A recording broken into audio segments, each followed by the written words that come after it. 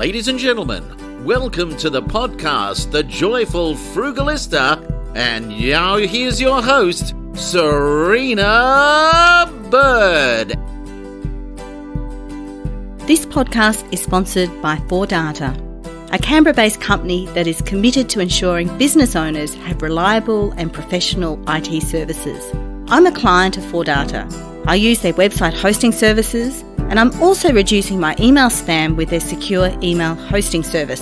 As a special offer to the Joyful Frugalista podcast listeners, 4Data will provide, wherever you are, website hosting at $12 a month and up to 2 hours initial free migration service, valued at $300. Find them online at number 4data.com.au. 4Data, they fix IT. Hello, Frugalistas, and welcome. Today, I have a very special guest, and in fact, she's a repeat guest. So welcome, Effie. Welcome, Effie Zahos. Oh, thank you so much for having me on your show. It's always a pleasure chatting to you. Effie is back because she's got a new book. She's author of several books, but her latest book, which is out on the 2nd of February, is called Ditch the Debt and Get Rich, and it is so timely for these times. Yeah, it is actually. And I wrote the bulk of this, I guess, right in the thick of everything, when everything was unfolding last year. I mean, the concept was in my mind for some time. And I guess someone like myself, it's my job to come up with stories every day. I'm quite used to working under the pump. But for me, I really wanted to focus on the strategy. So you mentioned those other books. The first one I'm really proud of. It's a kid's book. It was written because my son was a spendaholic. The other one was more targeted because of my girlfriends and talking to women. And it is more a story with a lot of reflection on how I did things personally, from a Real Girl's Guide to Money, from Converse to Louboutins, whereby this one is more getting down to the nuts and bolts, the questions I get asked the most and the strategies. I find we're so time poor that I just want to know the answer. Now, the answer may not suit everyone. And this is where things get personal, and this is where you may need to get some advice yourself. But if it's the nudge that gets you along, then I'm happy. Well, as we were discussing before, what I really loved about your writing in general, but particularly in this book, is how you do crunch those numbers. You look at different strategies and you go, well, if you do this one, if you're focusing on paying off your home, for instance, this is what it'll be. If you're focused on improving your superannuation, for instance, this is what it'll be.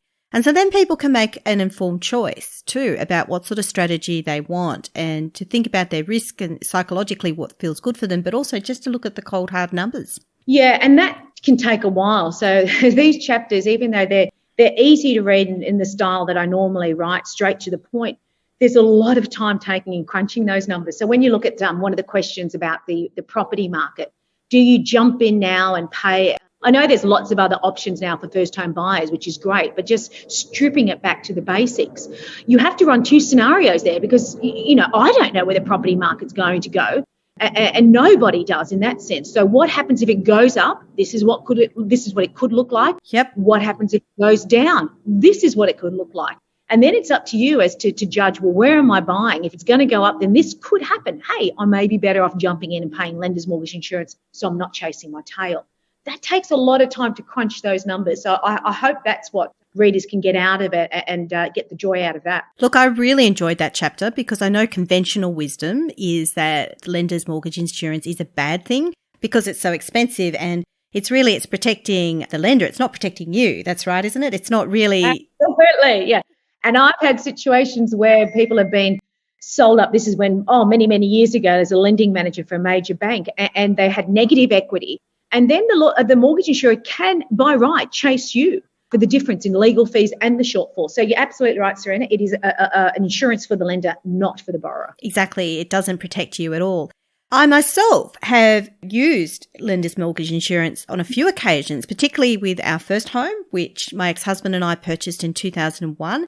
It was a very rapid rising market back in 2001. Yeah. There was the stimulus payments that were really... property prices were zooming, and so we were able to get in early and take advantage of that trend. Had we waited 12 to 18 months, I just don't think we would have got in the market. Yeah. And it's interesting that the story I use with David and Michael are actually a story of my close friends anyway. So a lot of the case studies are The stories, watch out if you're my friend, because you could end up in my book. Yeah, exactly. And it is really important to think because, we always assume that property markets go up and up and up, but they don't really. No. And it's difficult to predict. Like, who would have predicted that over the last 12 months that property prices had gone up? Like, back in March, people thought that the property market was going to crash. Well, look, I think with the property market, the thing, and you're right, technically we were in a recession and technically, property prices should fall. But the thing that's kept property prices up, three main things. You're looking at record low interest rates. Yes. That's happened.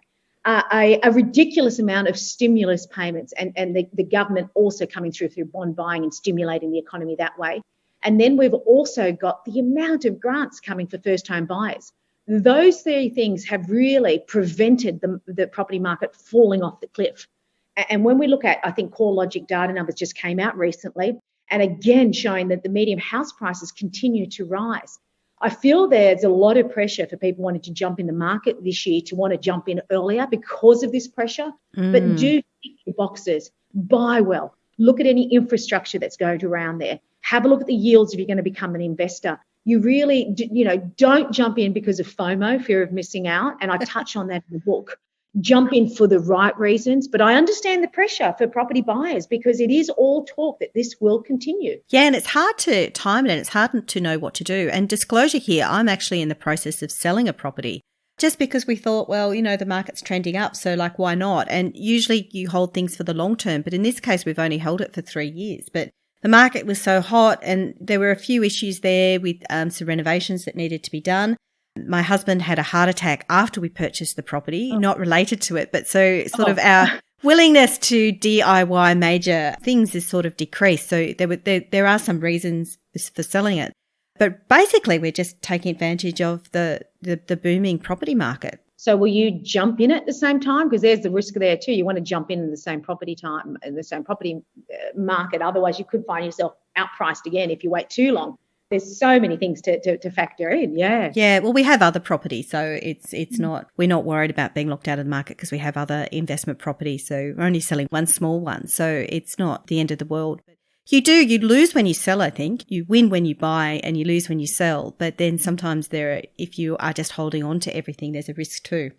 Which brings me back to the beginning of your book, which I loved your use of animals to describe money mindset behaviours. So I have to ask, which animal are you? I think I have a couple of multiple personalities, which is fine. You can definitely be a cross between a few. I would say I am a cross between the investor and the spender, easily. And so what animals? Yes, I am the peacock. The peacock I put down as the spender, being flamboyant in the sense that, got those, I deserve this, money is meant to be spent. Maybe not to that extreme, but I certainly have elements of the spender in there, but also quite a lot with the owl. I do check my investments every day. I kid you not. Most of them, not all of them. The ones that excite me, I check all the time. And I would definitely move around for a better deal, always chasing the better deal. And so much so even, obviously I have a cash cushion account and I do chase the best rates. And unfortunately, it's not easy, let me tell you, because it's got to be cash. Cash in the bank is backwards at the moment, but there are some great deals out there. 2.1, now it's gone down to 1.75, but these are only 4 months deals. So I do have a lot of cash accounts in the sense I drop one as soon as the rate goes and move to another. I must say, even though it's online banking, it is hard moving to some of these other smaller players. A lot of neobanks are closing. Ninja just pulled out of the market. I know. And we got 86,400 that's now been taken up by Ubank. It is hard to keep chasing the best deals, but if you have a cash account, it's got to stay in cash and you've got to move it to the best rates. It is important to watch, definitely. Well, I've got to be honest here and say that I identified very strongly with the squirrel personality, which is probably no surprise. But can I just ask, what are the downfalls to, say, being someone like me who is a squirrel? So there's a lot of people who listen to this who identify, I guess, as being frugalistas and being good at saving.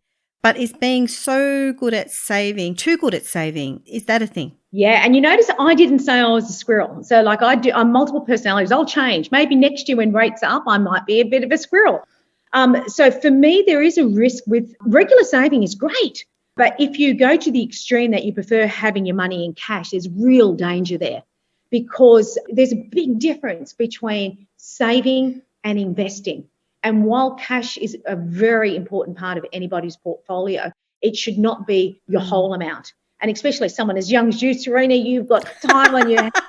You need to, dial up that risk a little bit and start, maybe investing more so, because the risk with the squirrel, as I point out, is that you do miss opportunities because you're so concerned about getting those nuts and hiding them and just building that up than actually building wealth for the long term. And when you look at inflation at the moment is really low. So that's okay. That's good. Looking at the latest numbers that came out, I think they were like 0.9, well below within the RBA's target of 2 to 3. But once we get higher inflation, then that money in the bank is actually losing you money. So it's best to kind of get a nice balance between the saver and the investor. It's a hard call, isn't it? Like, particularly there's been a lot of focus on having emergency funds. Yeah.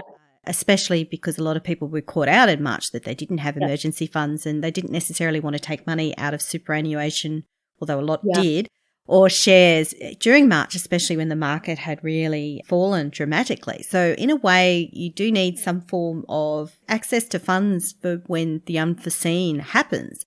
But I guess the flip side of that is if all of your money is there in a nice, safe thing like a bank on a low interest rate, there's also a risk too. Well, look, if you've got, yes, we all agree we need some kind of cash account. So where would you stash that cash? And I talk about a lot of this in the book as far as your cash cushions and getting there. But actual accounts, what you can consider, if you have a home loan, it's a no-brainer. You put it into your redraw offset account. Just check if you've got redraw, because there could be terms and conditions that, as we saw, I think ME Bank a little while ago, can change the conditions. So if your circumstances change, technically, they can close that redraw facility. Or if you're selling a home like you're saying, you've got that money in your redraw, you've got to make a call. What do I want it to do? Do I want it to knock it off the debt, or do I take it out because I don't want them to knock that off the debt?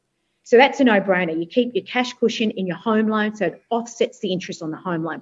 If you don't have a home loan, that's great. Congratulations. You then have to chase the best rates, what I was talking about before. There's not much you can do. And you're right. It's got to stay in cash because that's what it's there for. Because obviously, if you're going to invest in another asset class, you want to be able to get that out fast. And, the other ones like, exchange traded funds, whatever the case may be, are not suited for cash accounts. No, I mean, they're fairly quick, but it still takes a couple of days. And if the market has moved unfavourably, you may not want to liquidate them at that time as well. It's a hard call. Yeah. But look, there's like 5 money personalities. I think you can be a cross between the two. And also, I'd love to see, the mix between partnerships too. I'm not sure what your partner is. If you're the saver, will he be the spender? Well, actually, no, he's a saver as well. I think that's why we get on so well. But he's actually even more... No, well, usually there's one who's more of a saver, and oddly, I think he's more of a saver than me. But the flip side of that is, though, that we both identify as being very conservative investors, and so we've been very good, for instance, at working together on paying off the home loan on the mortgage on our main residence, but less good in terms of taking risks with other things. So, that's the downside when you've got two savers. So let's talk about debt, because I know this is a big focus in your book, and certainly we've had an extraordinary year and a bit. So we've had bushfires here in Canberra, we've had smoke haze for months, we've had COVID, and then we've had a recession. And so what has this taught a lot of Australians about debt? It's been, if there's been one good thing to come out of this pandemic, is our behaviour to money and the habits that we have created during lockdown.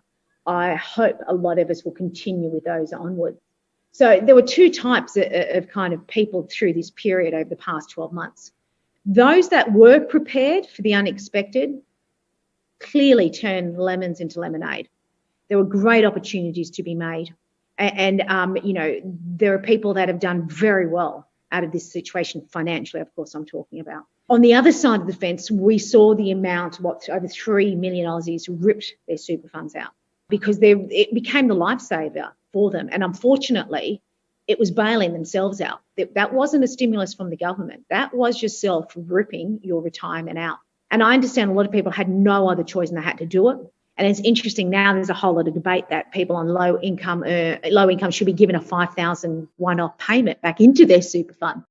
Now, that would be interesting if that gets across. I guess if you took it out, you'd be happy. If you didn't take it out, boy, you'd be mad about that for sure. Personally, I think there's more effective ways that low-income earners can be helped through the super process. And I think the Retirement Income Review really highlighted a lot of strategies there. But that will be interesting to see how that goes. So there were those of us that took money out of our super because we just didn't have a cash account. The silly season is over for a lot of us. Whatever travels we could do domestically, we've done. A lot of us may have had cash for that. Others may not have, may have racked up some more debt. Kids are back to school and that costs a bomb. It does. Know. A lot of people, unfortunately, may have had to rack up further debt to get kids to school, the school books, the tech, the shoes, all the rest of the stuff. The disruptors that have just happily coming along all the time, the buy now, pay later. So even though credit card debt overall has fallen, they did spike in November, and I'll see December numbers. I'm sure they're going to be up as well. But overall, it's trending downwards. But that's because we've got other disruptions now. So you might be a big fan of buy now, pay later, and that could be hitting your hip pocket, so to speak. So there is a whole chapter here on handling debt. And again, because I love crunching numbers, there is actually a scenario putting debt strategies to test. You've probably heard the avalanche, the snowball method. You're looking at personal loans, looking at redraws, looking at balance transfer cards. So I take a debt and then work out, okay, what is the fastest way to pay this off? Assuming a whole lot of scenarios, of course, which is why I say your finances are personal. They might be different to that scenario. But it's a great way to just look at this snapshot and just see, oh, okay, that's the cheapest, but will it work for me? Exactly. That's a very good point. And we were talking about this before. There's a lot of people who say that this is the one strategy, the one way that you get out of debt. And so I was really intrigued to read your book to see what your take was on this. There's definitely no one strategy. Like I've helped quite a few people and a few friends, obviously, also with debt strategies. And a lot of my role, I guess, in other titles was doing some makeovers and contacting banks and changing their financial affairs in the sense that they've got a lot of debt, refinancing. And, I know zero balance transfer cards are a big deal, and a lot of people look at them and think they're a way out. I'm very cautious of zero balance transfer deals. And the reason being is there are a lot of conditions attached to them. If you find one, I think the longest it could be like 15 months or 24 months. Some of them can be quite long. The balance transfer fee you've got to watch out for. So it might be 0%, but if they're charging you a balance transfer fee and your balance is actually quite low, the effective rate on that is very high. So I've done sums as well as what does that mean? It could be a 0% can turn suddenly into 8% depending on your balance. And also if it's with a subsidiary lender, so we know that, one bank may own several others, you may not get approval. They may not approve the full amount. Some of them like to have a buffer, will only refinance up to 80%. You're stuck with two cards. So for me, the simple thing is really understand, first of all, what puts you there in the first place, because that could actually put you back there again if you pay it off. Exactly. If you're addicted to retail therapy, and you can laugh at this, but it's a big thing when you're feeling down, and that's how you deal with, thank God it's Friday or whatever. And if you haven't addressed that, it's still a problem. That's right. And also if you don't have we hear so many experts say maybe, you need 3 months of your salary. That can be quite off-putting to start a cash cushion. I don't even care if you've got $1,000 in there, because that $1,000 will then, a lot of people find themselves into debt because something blows out. The fridge goes, the tires blow, your kids, need a laptop because they broke it, whatever the case. You don't have that $1,000. So then you rack it up on your credit card again, or you're on buy now, pay later. So that's a problem. If you don't have that $1,000, no matter what you do to try to pay that debt, you're going to be robbing Peter to pay Paul. You're back in that situation. So for me, the first step, which is why I start the book on the psychology side, and I've worked with Phil Slade, a behavioural economist and psychologist on that, is to get that right first. Get your money mindset right, and then move into the debt strategies. That makes sense too. And it's also true, I think, going from this sort of negativity you have about money, like often people are in debt because they just can't handle money. They might have had, negative conversations about money growing up, and there's a lot of negativity attached with money. They see a bill in the mail and it sets them off. They can't even look at it. For some people, they can't even look at a bank statement because there's so many alarms. So once I think you're an ostrich. Yeah. We didn't talk about the ostriches. Head in the sand. Yeah. There's a lot of ostriches out there, and it's a real thing. And it's so complex because there's so many years of money mindset behind that conditioning. before you even get to the bill being in your mailbox that you've got to deal with. Well, a lot of your behaviours still happen by the age of 7. I mean, that mindset comes in with young kids at 7 about money. They learn from you. They see you. Do you stress with money? What do you do? How do you handle it? But then again, I'm a great believer that you talk to like behavioural economists like Phil Slade in the book, you can change some of that money mindset. Of course you can. And another good trigger point is when you first get your job, you're a 20-year-old. You can establish some really good pay habits then, because that's probably the first time you do have a part-time job or a full-time job, and establishing how you handle that money. Which is a big thing too. Reflecting back on my first jobs, I was always keen on saving and investing. But there weren't as many tools that were available then to a 16-year-old as there are now, which is one of the great things that we've seen, I think. Oh, absolutely. And the thing is, I'm a big believer in making the kids financially savvy so they can get out of your house earlier. That is big tip. And my 14-year-old, I think I've really finally drummed it into him. He received a statement the other day. He has an online saver and a goal he's saving for his own car, and he puts a picture of it on the app. So there's lots of great tools for kids. Wow. But he was very upset to see the interest he earned for that month, and he literally scrunched up the statement and threw it. Now, naturally, I was angry that he threw it on the floor, and then asked him why he's still receiving paper statements and not online. But I said, well, if you're not happy with that, do something about it. And then that was a segue for us for him, not me, for him to invest personally in an exchange traded fund. So you have opportunities to talk to your kids at different levels and at different ages, because not all kids are willing to talk about it at a young age, and that's okay. Yeah, I'm laughing here because my 8-year-old has decided that he wants to be a billionaire YouTube star with multiple houses. And I said to him, are we allowed to live with you? And he's like, yeah, okay, you can live with me. Seeing he's only 8, I don't think legally he'd be allowed to live by himself anyway. They all want to be YouTube megastars. Yeah, well, he does have a YouTube channel, so we're halfway there. That's good. But let's go back to debt a little bit. And so you've crunched the numbers. You've looked at a situation where someone had multiple debts in different ways. Mm. And what was the kind of result? Which is better? Is it a snowball? And I probably need to get you to explain to some people what a snowball is. Is it an avalanche, or is it something else? Yeah, look, so I think the important thing is if you have a lot of debt, number one, write it all down. So I have a car loan. I owe $10,000 and the interest rate is, 10%. Write it all down. List all your debts. And then you've got a good idea of where you actually stand here. And then you can take some approaches. I mean, when I crunched the numbers, the obvious was if you have a home loan, you could put it in your home loan and top it up. And I've got scenarios there.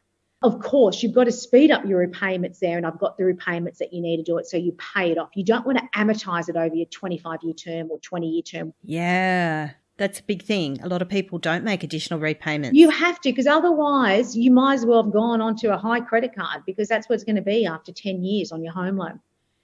And then looking at a personal loan, say at 12%, that came in next spot. Your snowball and avalanches are quite good if you've got a couple of debts and you say to yourself, well, the snowball method is paying the smallest debt to the largest.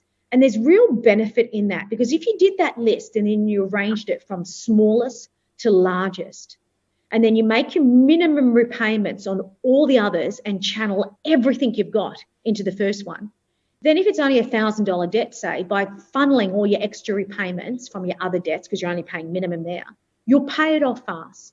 You'll cross it off your list. You'll feel great and you move on. If that works for you, go for it.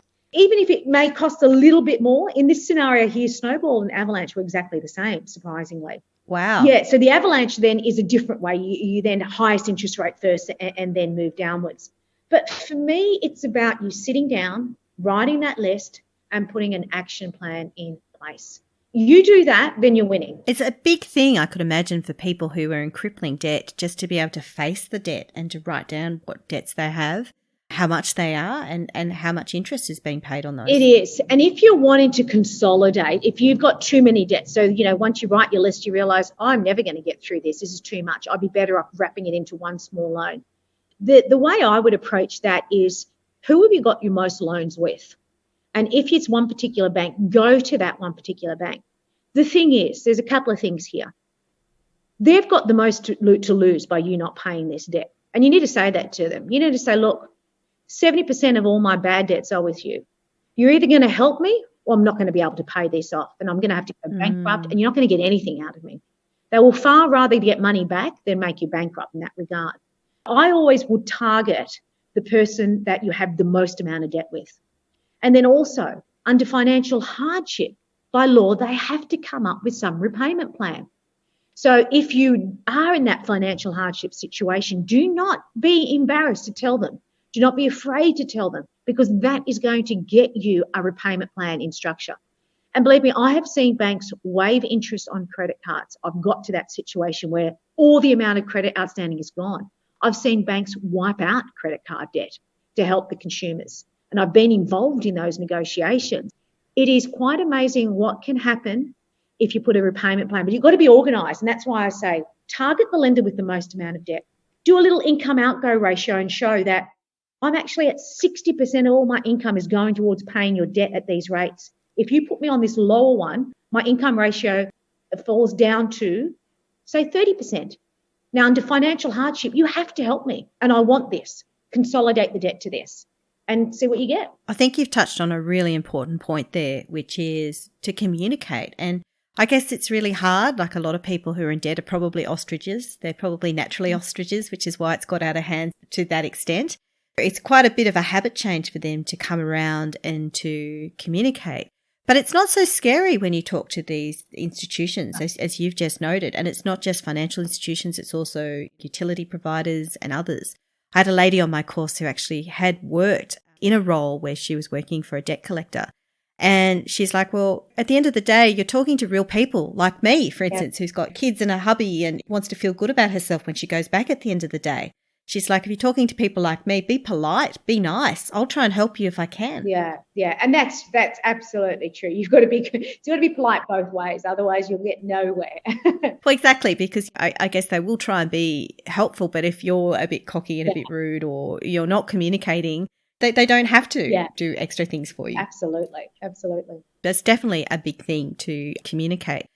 I just wanted to ask one final thing, which is, in your book, you talk about a lot of the common marketing mind games and strategies that retailers and other businesses will use to hook people into buying more. So in this Frugal February, what are some of the things that frugalistas can look out for and be wary of to sort of stop some of that impulse buying? Yeah, I do love this chapter because this came out, I must say, I was at my local greengrocer. And they do this every time, and I always go, oh, wow. And then I realise, oh, no, that's a marketing trick there. 2 for $5. And I think, gee, what's the bargain? And then I look down in the fine print, or $2.50 each. And I think, oh, hold it. That's not a sale. And it gets me every time. And I think if you shop at this place, you'll know exactly where I'm shopping if you've seen this sign before. So there's a lot of marketing games that are out there that trick us into spending. And if you are one of these spenders or easily trip into spending more than you plan, then you've got to know what it is and try and counteract it. I do actually spend a bit of time looking at cashbacks and sticking to financial products. There's always this big thing about refinancing your home loan, get $4,000 back. Oh, yeah. You see that all the time. Yeah, and I weigh up the figures as to, are you better to get the $4,000 cash, get that, or are you better to get a low rate? What's the break-even point of who wins out there? Some other not so obvious ones are like free trials. We see this, especially if you've got an extended family, big family. You sign up. You want to see something on Stan. You want to see something on Netflix. You want to see something on, KO, whatever. Now, you sign up. It's a free trial, 30 days. It's no problem. The trouble is, once you sign up to something like that, it's quite hard either to, A, you forget to unsign, or B, there's a huge emotional loss of getting rid of something. And you often think, no, I can absorb that and so on, because they've now given you a behaviour, you are used to it, you're accustomed to it, and it's a big loss to get rid of that out of your life. So do take care with free trials.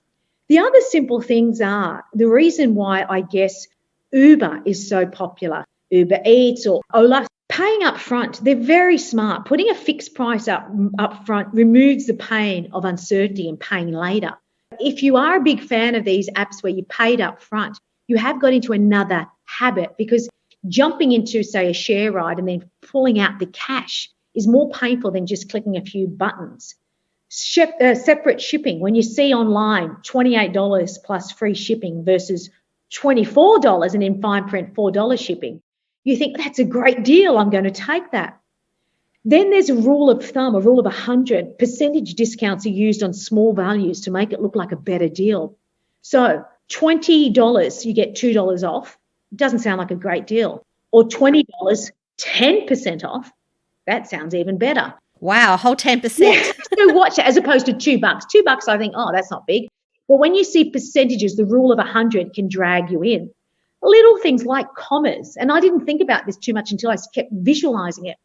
When they put commas in dollar figures, researchers have found that removing the comma can make the price seem lower. Have a look at that. Have a bit of a play and see, does that. Wow.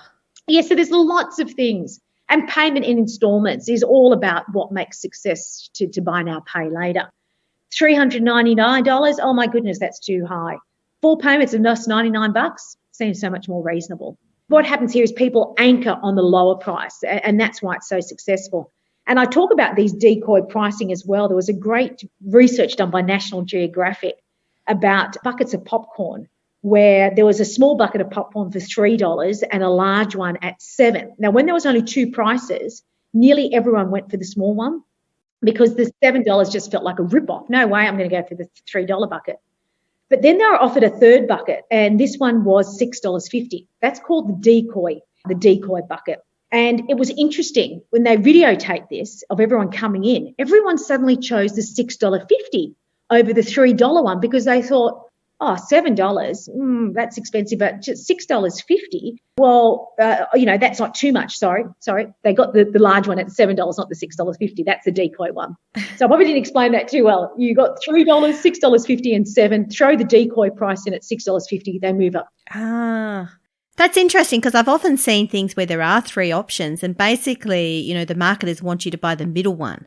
So the top one's quite expensive and the first one is, either cheap or free but doesn't have a lot. So you look at that at first and then you go, yeah, but it's sort of not going to do much for you. But I don't really need to go for the super, super professional bells and whistles. Sometimes they intentionally put a really expensive price and a low one, and the middle one is what they want. In this case, by putting the middle one so close to the high price, you think you're getting more value. I'm just going to pay 50 cents more and I'll get the larger popcorn. Yeah, it's fascinating the way it is all they do this. Fascinating, yeah.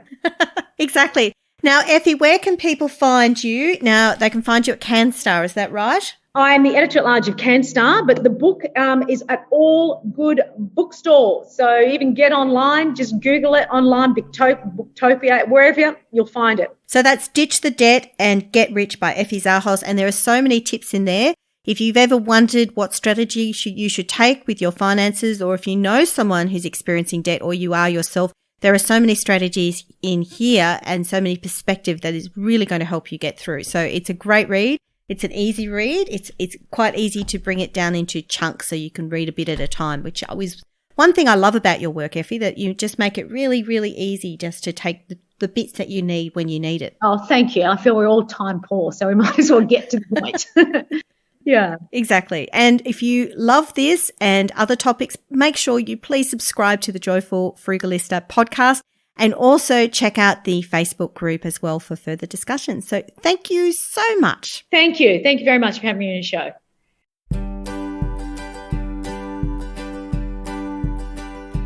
What if we got together? We could watch. You've been listening to The Joyful Frugalista with Serena Bird. She actually likes everybody. And of course, sound has been by Neil Hadley. I would understand your mind.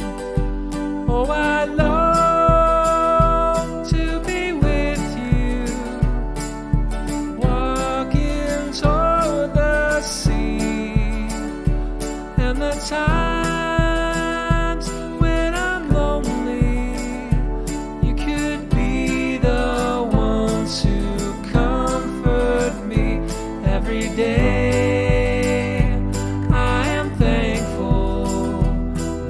Separate paths have crossed every night.